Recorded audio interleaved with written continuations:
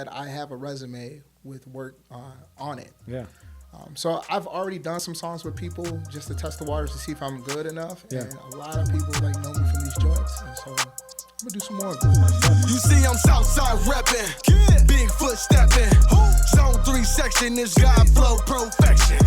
Hating on the church like I ain't blessed they section. If we ain't talking money, I got a weak connection, that's on the hood. She said get a bag, so I get it, got it good. Don't complain about my problems, I just put it in a wood. Seen a genie the other day, she said make it good. So I wish for good health, then I wish to look, if she not lieutenant. Yeah, I'm gonna take that one. And then Mario was like, I'll take that. Good choice. So I was like, oh, They that's both perfect. made they both made the right choice. Oh yeah. All right, you ready to go? I'm ready. All right, another episode of Minnesota's #1 daily show live on Lake Street. We got JUS WILL in the building. What's up? How you feeling today, man? I'm feeling good. We were talking. Is it Jack or Jake? Oh, I saw the man. last. It is Jake. I'm still trying to figure out if he did that. You know what's funny? What's up? Initially, I thought that he really made a mistake. But after I watched that montage back a few times, I'm like, no, he did that shit on purpose. He did that shit on purpose. I think he did. I saw that. I was just he like, knew. I'm like, is he gonna let him know, like a hand signal, like that ain't my name. Nah, because I knew what I was getting out of it. I knew like I'm gonna be able to make a montage later. Yeah. I'm gonna just let him go. Because Yeah. the first few times, I thought he was just trying to sound like an old school player. You know, like say Jack, like that's what I thought he was doing. And then after 6 times, I'm like, all right, he really thinks my name is Jack, and now I'm not sure. Like, you know, But it I'm made just gonna for roll with it. made for a great moment though. Oh yeah. So let's get into it, man. Let's get into. I'm curious about. Well, actually, the first thing I want to say is the thing I like about you most, and it's what I had to see you live to find out, is you have an unsuspectingly great voice. Oh, thank you. Like when I look at you, I don't think that you're about to sing like that, Oh yeah. and I think that works to your benefit. Oh yeah. All the time. People look at you and they're like, "Oh, okay, what's he about to do?" And then all of a sudden, that big voice comes out, and it's like, Oh yeah. "Oh shit." Oh yeah. Oh, shit. I've been told, are you a rapper?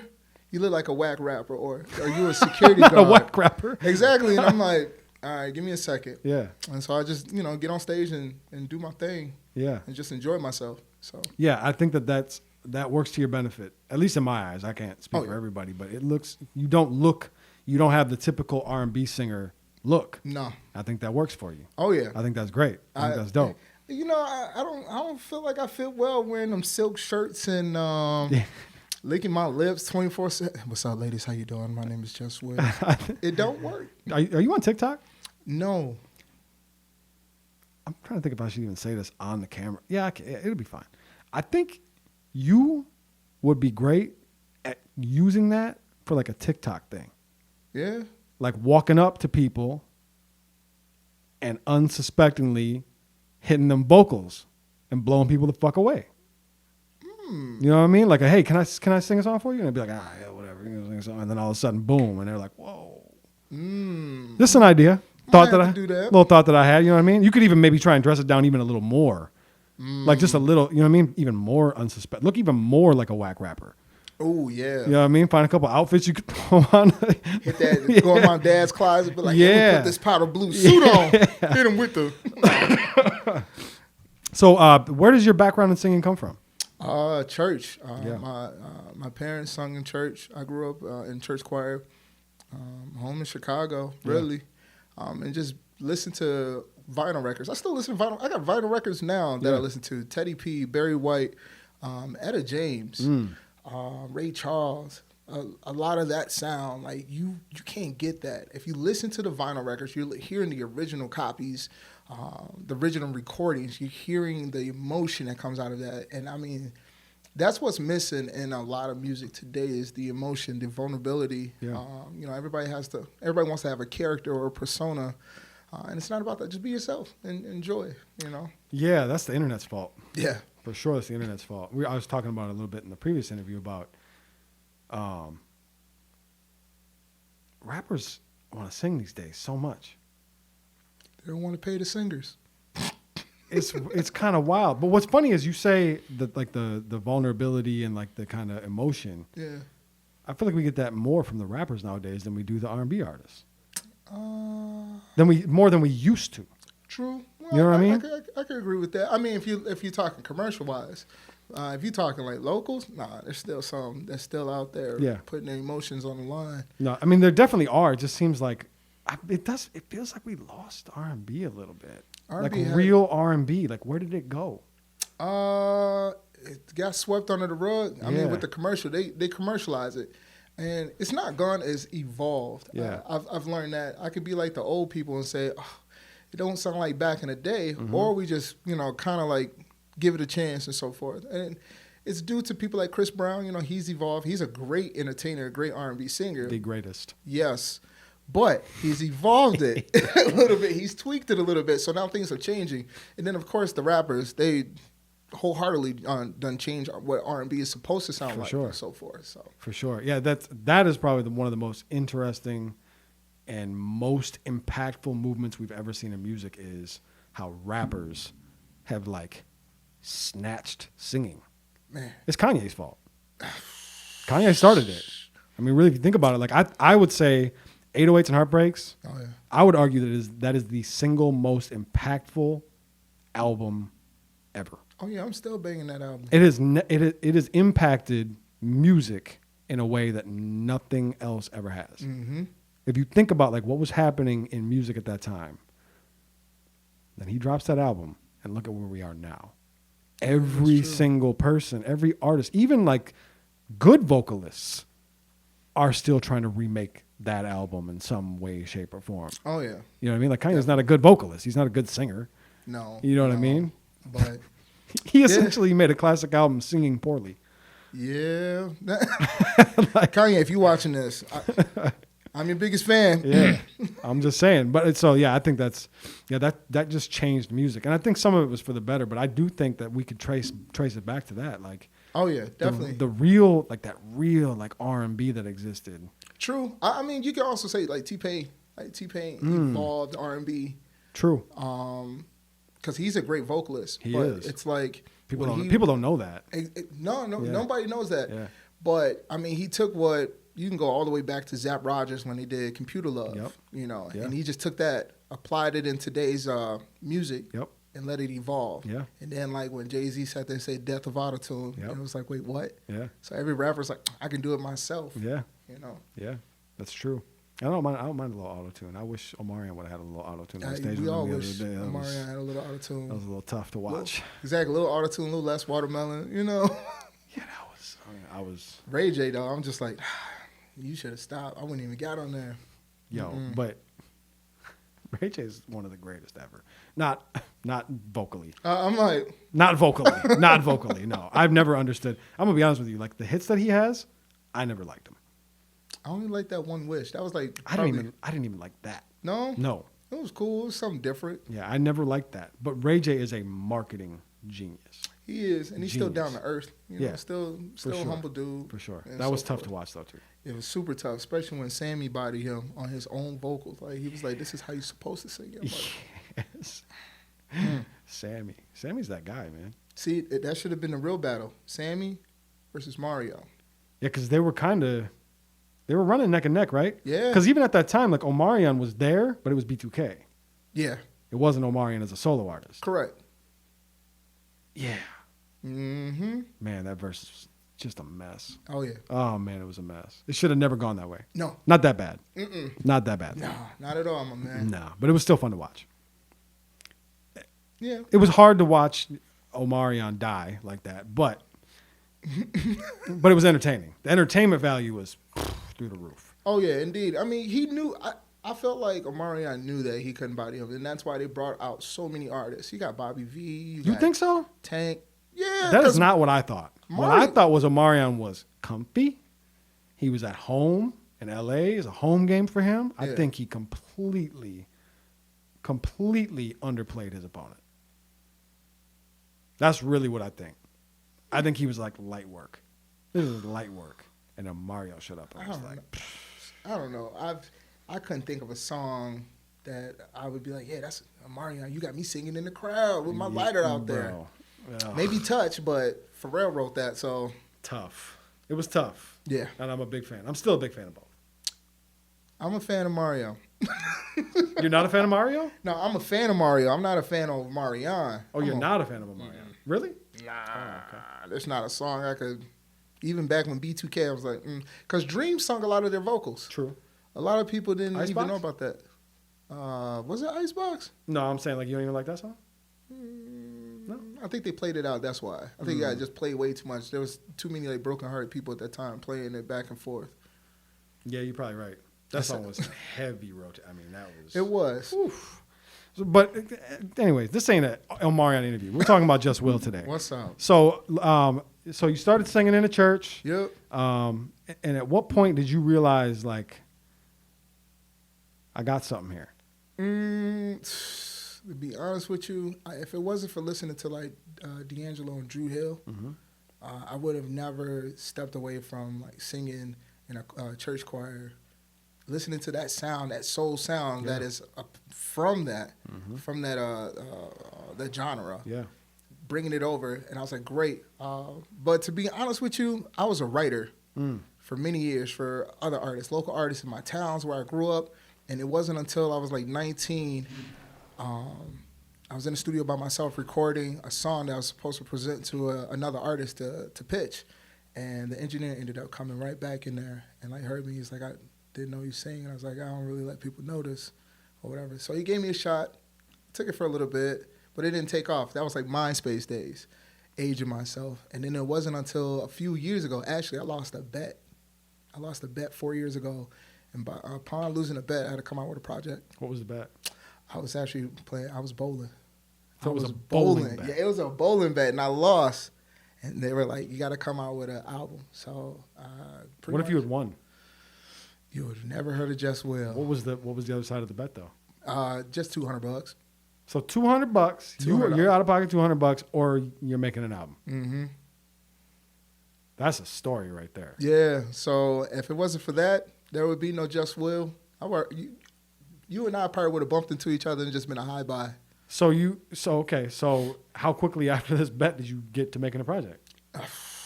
Now that took 2 years. 2 years in the making. I went through a few managers, cool managers, but they really wasn't on point. They weren't putting me where I wanted to be. Are you in Minnesota at this time or in Chicago? At this time, I'm actually in Minnesota. Okay. So then what ended up happening was I had one song to pitch, and the song was called Hostess. It's an old song that I recorded a long time ago. And I went down to the Red Sea. They had an open mic night. And I stepped on stage, and everybody was laughing. Oh, what's your name? And Kay was like, what's your name? I'm like, Just Will. He's like, okay. So he's like, Just Will. And everybody laughing. Oh, look at this whack rapper. People already talking. Song cuts on. I started singing. And everybody gets real quiet. And I just let it ride. And I just did my thing and then stepped off the stage. And then I got invited back to come back and appear. And then building my buzz, I started traveling around at the same time doing the entire project. And then I ended up dropping a project 2 years ago on my grandmother's birthday called The First Final. I believe I've heard it. Yeah, it's a dope 8-track project. Yeah. Personal favorite. Some of those songs, like I think 2 of those joints I probably wrote 10 years ago and then shelved it. Wow. So your hesitancy to, I guess, take on the career as an artist, did it leave you after you put this project out, or did you still feel the same way before the bowling as you did before the bowling bet? No. Because if you had to make a bet to get you to make music, clearly you weren't really thinking along those lines, right? No. Yeah, at that time I wasn't thinking along those lines whatsoever, just because I didn't think I had the sound like for it. Sound's evolving, and I didn't think I fit that groove because it's like everybody wants to be a Chris Brown, or everybody wants to be this artist, and so I wasn't trying to be. I have an older sound, a more grown folk sound, put your kids to bed type of joint. So you just felt like there wasn't really a market for your sound? Correct. Huh. That's interesting. Yeah. Was that kind of a shitty feeling? Yeah. It was. Like having that talent in your bones and then not really feeling like you could utilize it? It was, because a lot of people would say, there was young people that was like, oh, you sound like somebody's like granddad, or as people crack jokes and say it, like you're the uncle of R&B. So I was like, at first I was uncomfortable with that, but then I ended Uncle up of R&B. bodying that because I don't want to be the prince. I don't want to be a king. Yeah. I could be the uncle. That's cool. I mean, I guess you got Uncle Charlie out here still working. He's still Yeah, he's true. still doing his thing. True, very true. I mean, that's really interesting though. That a lot of people would just move forward, regardless of what the sound is. But you had I feel like maybe I'm crazy, but I feel like that's a strength for you to be able to know what the music scene is, to know what's out there. And be like, this doesn't make sense for me because I don't fit into this mold. It's not going to work. Oh, yeah. No, at the time that I was pushing myself as an artist, even when the project was like pretty much 90% done, Yeah. and I was introducing songs in certain places, a lot of the venues that I went to or events, they were all rappers. I was at every rap event, and I was like, all right, I'm just going to body it. I get it. Rappers like to jump and scream and, crowd surf. Let me slow things down a little bit because then I start noticing there's ladies in the crowd.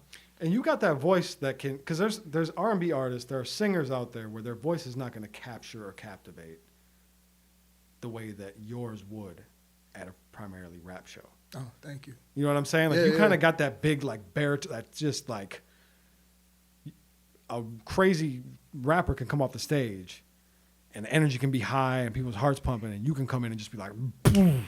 Oh, yeah. So for you, it's funny because I was just having this conversation with Taylor Rouge in a previous interview.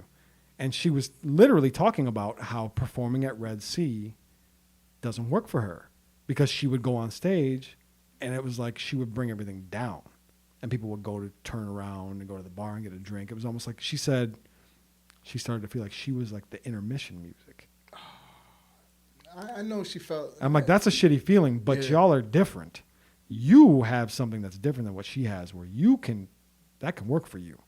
Oh, yeah. And it's funny, I would never thought about it until just now when you say it, just remembering your performance at our show at Underground Music Cafe about a month ago. Yep. Even there, you stood out because of your voice. Oh, yeah. You know what I mean? It was an R&B show, but even there, it was like you were such a change of pace. Oh, yeah. You know what I mean? So that makes sense to me now, hearing that. So is that something you still do? No. No? Now I'm comfortable. Yeah. As soon as I come on stage, I literally just getting this, like, it's weird. I don't know if you ever watched the old show called Family Matters. You had Steve Urkel. Of course. All right. So you put Steve Urkel in that machine, he comes out as Stefan. Yes. I was Stefan as soon as I step on stage. But as soon as I get off, I'm Urkel. So it's like a night and day for me. That's funny. But it's also like your music selection. Like you really got to think about that now. Like when you go to a show, like, all right, I'm gonna be here. So like, what kind of sound do I want to like give people? Yeah. And it's hard, as an R&B singer, especially if you're at a rap show, because you don't want to be too slow.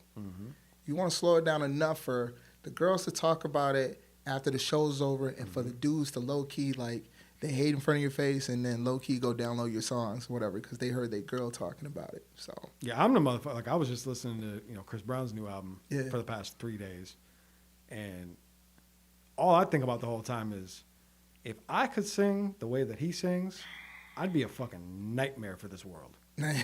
And I'm talking. You think Nick Cannon's got kids out here, bro? Man, I'd have 490 kids. I would not be able to handle having that voice ever. Man, he's amazing, and I mean, he's got that track with what's his name, Blast. Blast, yeah. Yeah, and Blast is cold. Blast is cold. He's cold. Yeah. So it's nice, Yeah. R&B is made to make you feel good, and if you grew up listening to R&B, you watch your parents and how they put on that old record and how it makes them feel. Yeah. That's the same feeling I always wanted to capture with other people.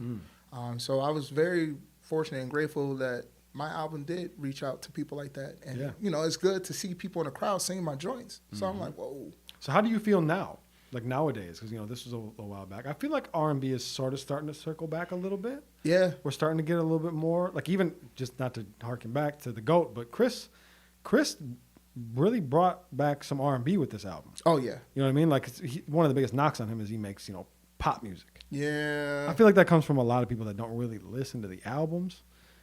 But I will openly admit, that there's more like real R&B on this project than there has been in the past couple. I mean, yeah, definitely. Chris Brown for the most part,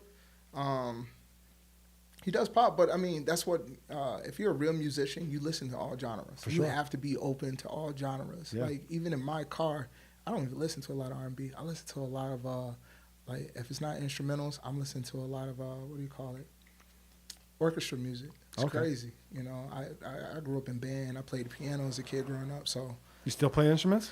I still dabble in piano, Okay. not as much as I used to. Ever since like the car accident, so my hand doesn't operate like it wants to You sometimes. in a car accident? Yeah, I was in a car accident like a long time ago. Oh, okay. Yeah, Oh, damn.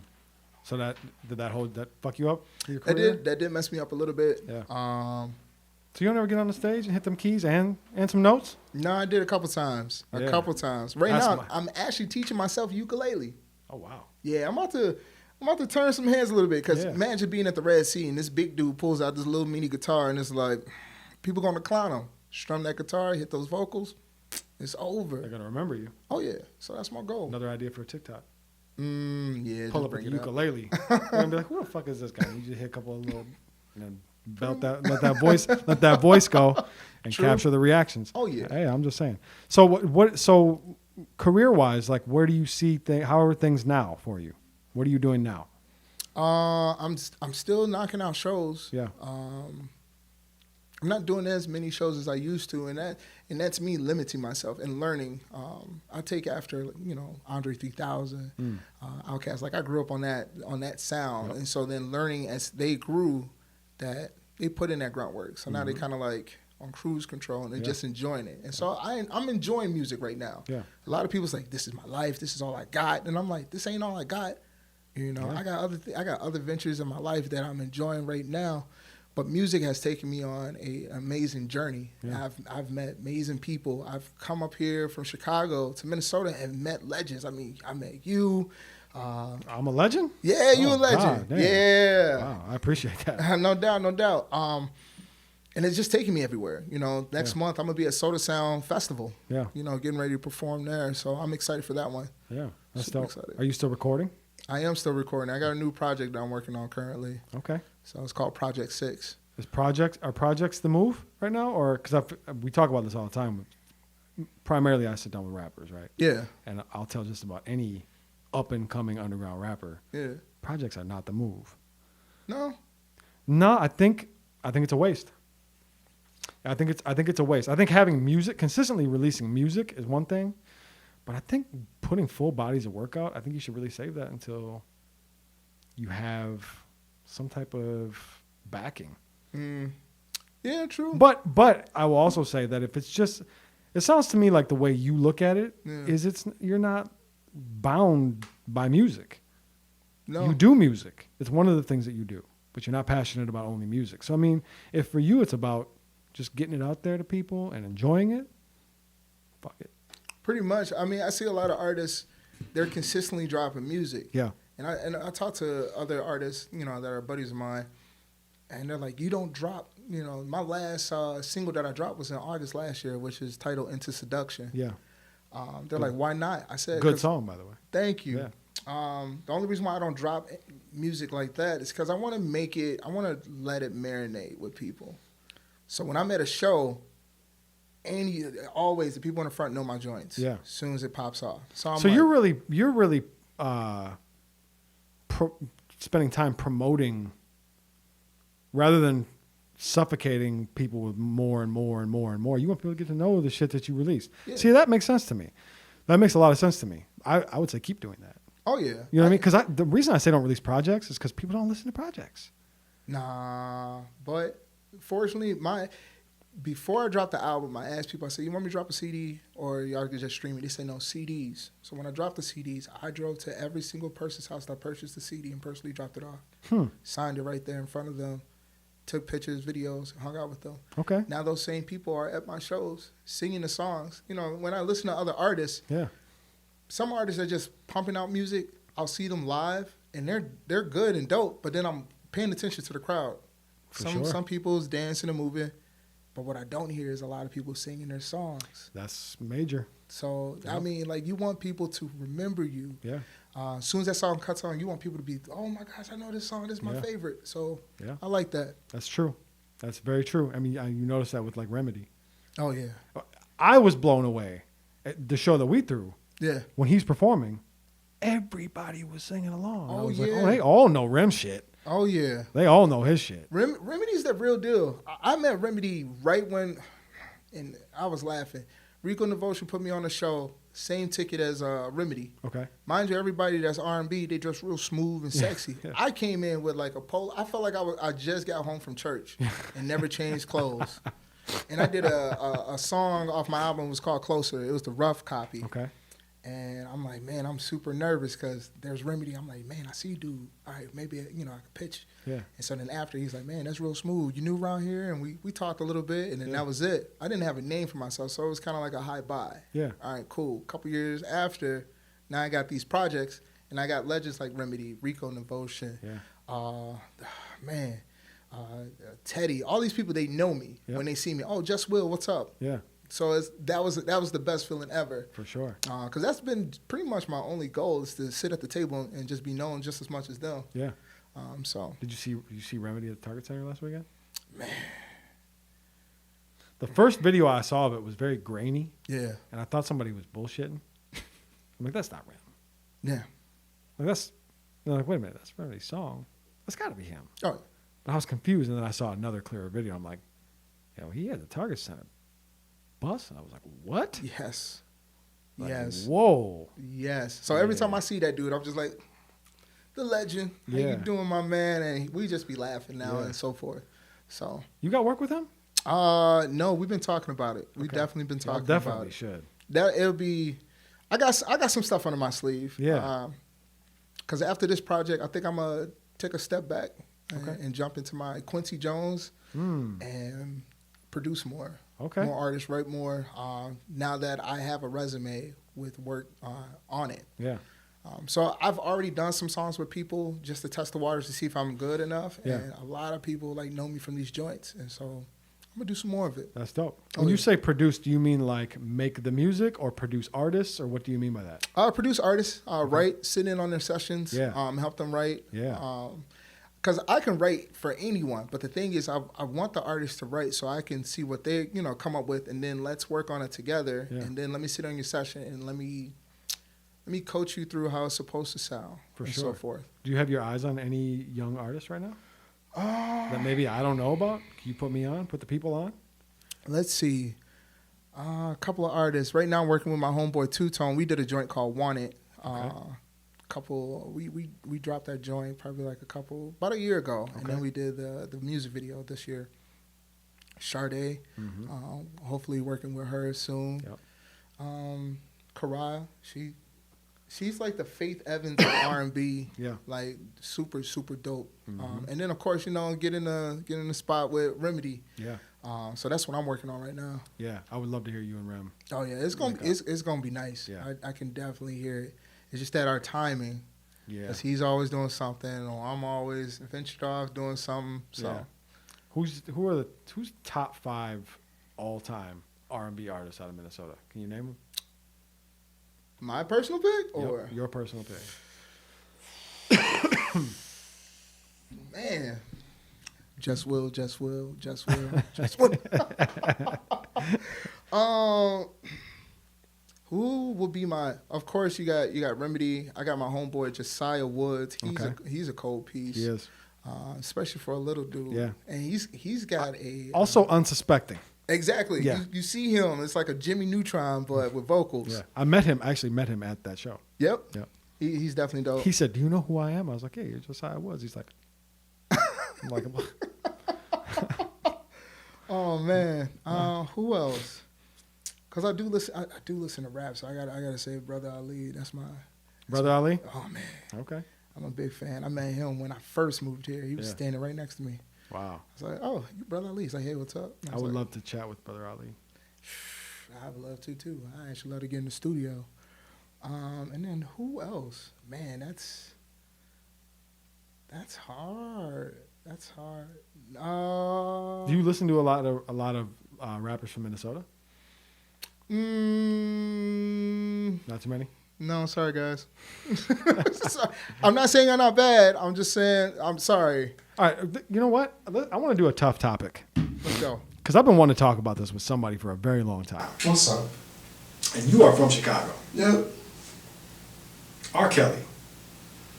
Maybe a weirdo, but he's a genius, a lyrical genius, music assassin. The dude is a legend, regardless. Yeah, what do we do about R. Kelly?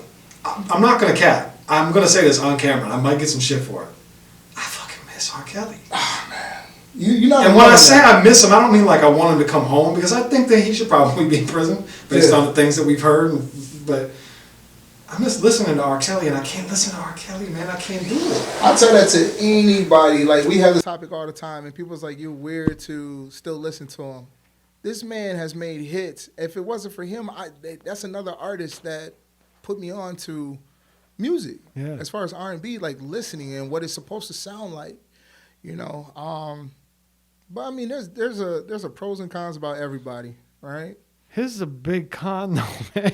Yeah, here's a con. I mean, I say release him and then have him with a supervisor for like the rest of his life. Yeah, he's got court tomorrow, I think, right? The hearing is tomorrow. I believe so. Yeah. But I mean, come on, if looking back at all the music that he played or sung, you're just like you remind me of my Jeep. Who are you talking to?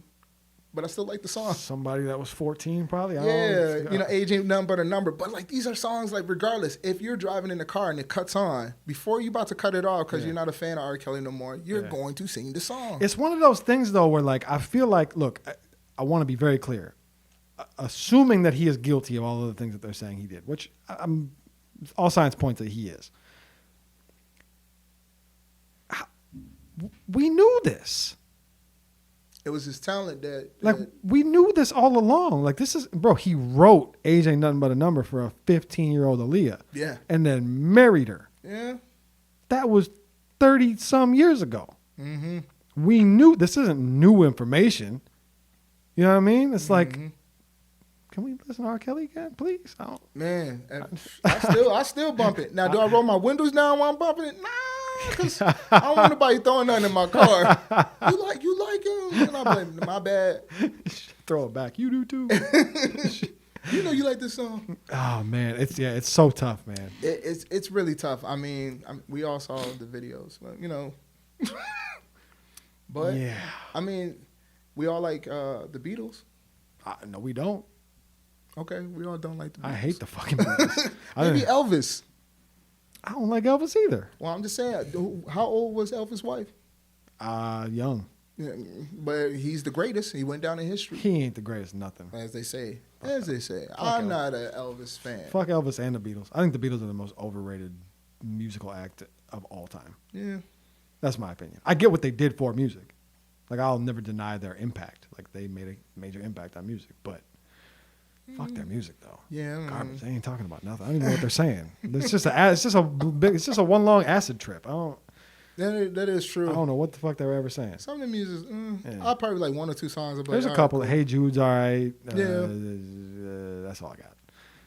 Hey Jude, that's all I got. Yeah. There's a couple. I mean, there's probably a couple, but I don't know. Oh yeah, that's definitely. about it. Okay, so going forward, man, what you got a project you're working on? Yep, I got a project coming out. It's called Project 6. It's gonna be nice. When's it coming? It will be out actually by December. Okay. So I'm really in a rush. A little something for the winter? Yeah, I'm about to heat up for the the winter a little bit. Something for the fireside? Yeah, this baby making music. Okay. It's the perfect time. Under Minnesota weather, you're going to be in the house with your significant other, so yeah, might as well listen to the music, so then you could be 9 months later popping out. I don't need no more kids, though. Just one more. You know who you are. If you're watching this. One more. I got room for one more. JUS WILL. Okay, final part of the episode. I want you to look into this camera and give these artists some game, man. Give them some game. Tell them something things that you've learned, something that they can take away from this episode with them. Read, study. You really don't need a manager at your earliest stage. Your earliest stage is your development. So don't be cheap. Go to an actual studio. Go to an engineer. Invest in your music. Invest in yourself. your presence, let it be known. And it's okay to be you as an artist. You know, you don't have to fake it till you make it or have some like weird persona. It's okay to be vulnerable. People want to relate and connect with you. And how do you do that? I can't connect with a person that's talking about diamonds and, you know, a Tesla. I don't own a Tesla. I don't got diamonds. So how can I relate? So just be true to yourself, and then everybody else will follow behind you. That's beautiful, man. I'm going to be honest with you. We probably had 30 or 40 give them some game segments. Yeah. That might have been my favorite one right there. Hey. Well said. I like read.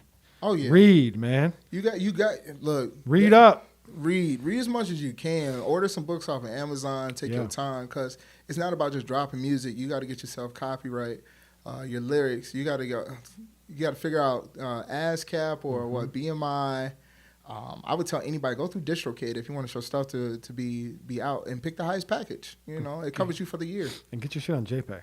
Exactly. Super easy. I just learned about that one recently. Yeah? But I just had a conversation with somebody. I don't want to go drag this on, but I just had a conversation with somebody that has a career popping in prison. They're not in prison. Oh. But their music, every time they drop, the entire prison buys that shit. So they're eating because they're smart enough to put their shit in a place where, and it's because they're making music that these guys can relate to. See? You know what I mean? So like I think that's really, that's well said, man. I think you're right. People got to read more. Take your career a little more serious. Exactly. That's what it is to me. And a lot of people they hire, like you said, a lot of people they want to hire a manager because they think that their manager is going to be able to do all of the things that they don't want to do. Who's going to do better than you? Who knows you better than you? You know what I mean? A manager ain't trying to do all that. Plus, at this stage in your career, you're probably not going to find somebody who knows what they're doing. So most people that claim to be managers, they want to pull money from you. Yeah. Your manager is supposed to help you find money. Yeah. You know, put you in a place to make money so then they can make money. Because if you're not making, they're not eating. Mm-hmm. So just keep that in mind. But also enjoy yourself. For sure. Enjoy the music that you do. Continue. I support as much locals as I can. Like I pop up at shows, and I may not even be performing, but I want to see what's going on. I want to show my support. For sure. You know, so. Yeah, I think wise words, man. Oh yeah, and I appreciate your time, man. This is a good conversation. Oh yeah, this was nice. I can't wait for the project. Oh yeah, this is gonna be real nice. Check me out. My name is JUS WILL. Shout out to all the moms out now. Where can they find you at? Man, you can find me anywhere. JUS WILL, JUSTWILL. Type that into Google. I'm all over the place, from Facebook, Twitter, you name it, I'm there. Minus TikTok. That's perfect, man. I appreciate your time. Nah, man, thank you. Thank you, Jake. Of course, man. Another episode of Minnesota's #1 daily show, live on Lake Street. I'm Jake Faircloth. Follow me everywhere at Jake Faircloth1. Yeah. Damn, what it? In high school, I let it blam, what it? I wasn't playing, what it? I'm coming straight out the south. Hey, genius, best watch your mouth. When I put up on P&B, right, that ain't he come out. You moving ounces, I just moved 100 things in a drought. You want the south side, outside the fence of your house. You talking all that, then wanna come talk it out. If you ain't talking money, you talking about.